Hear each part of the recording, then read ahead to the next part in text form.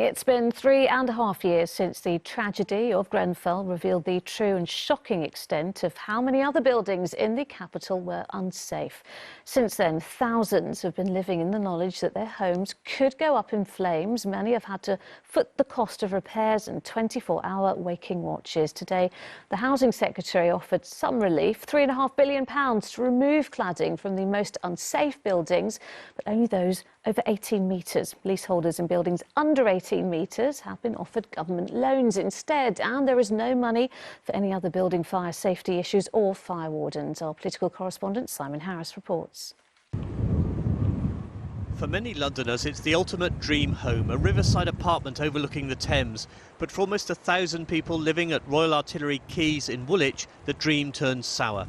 The light-coloured cement render on the outside hides a cladding called expanded polystyrene, and that, say the leaseholders, makes the flats worthless. I bought this lovely, flat that I have in 2014, thinking I'll retire in beautiful surroundings, peaceful. And now it's a nightmare. In 2019, when I put it on the market, the surveyor from the lender's side came in and told me that my flat was worth nothing now, and I'm unable to sell it, and I'm facing crippling bills and potential bankruptcy. The Residents' Association reckons it'll cost around £16 million to strip the cladding from the 8 blocks. Leaseholders already have to pay £500 a year for fire wardens to patrol the estate, known as a waking watch. Cladding wasn't the only problem exposed by the post-Grenfell focus on fire safety and building regulations. Many blocks, it turns out, have serious flaws with so-called fire breaks, the gap between internal walls. In Parliament, the government announced a further £3.5 billion would be made available to try to end the cladding crisis. Today, I'm announcing an unprecedented intervention, a clear plan to remove unsafe cladding, to provide certainty to leaseholders, to make the industry pay for its faults of the past. In practice, that means the government will fund the removal of unsafe cladding from high-rise buildings above 18 metres tall and offer low-interest loans for cladding to be stripped off smaller buildings. What the government won't fund are waking watches and internal fire safety work like fire breaks.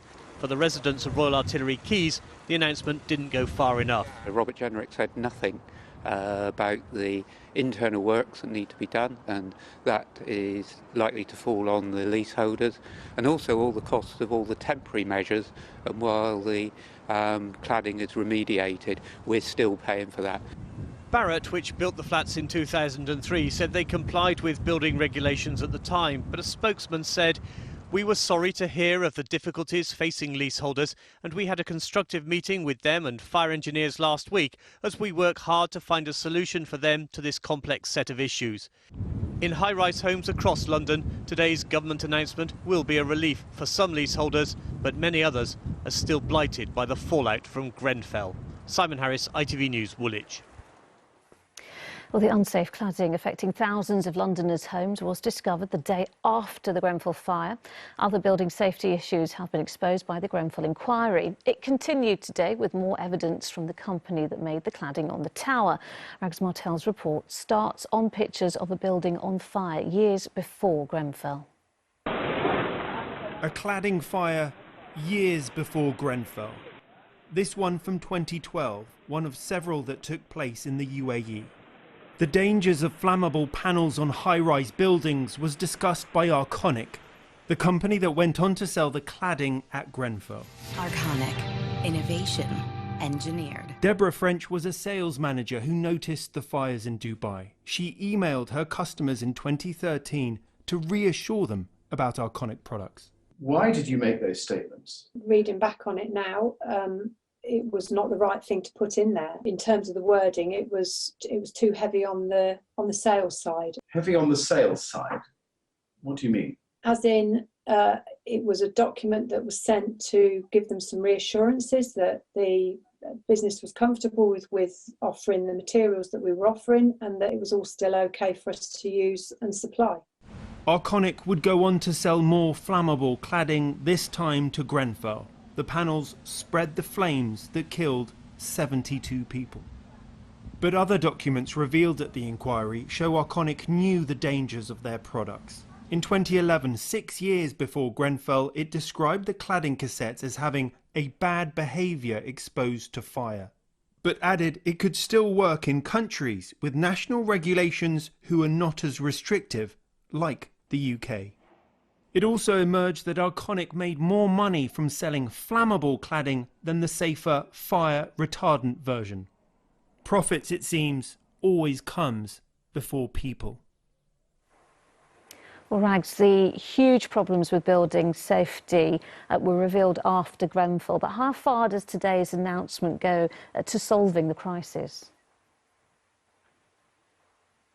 Lucrezia, it's called a cladding crisis, but it's actually a building safety crisis. Cladding was one of the problems that spread the fire at Grenfell, but it had many other safety problems, like flammable insulation. There were no fire stops. And the Grenfell inquiry is slowly uncovering all this, and it's symptomatic of a weak building regulations, and that's ultimately the government's fault. So two things from today's announcement. The 1.6 billion that they've always said was going to solve the problem for the last year clearly wasn't enough, and they've constantly underestimated the problem. And the extra money announced today will reassure some people, but it's simply not enough. There are some estimates which put the cladding crisis at 15 to 30 billion pounds. So once again, it's too little, too late. And every day it continues, people's lives are at risk. They're at risk from their homes going up in flames, and also their lives are on hold. They're bankruptcies,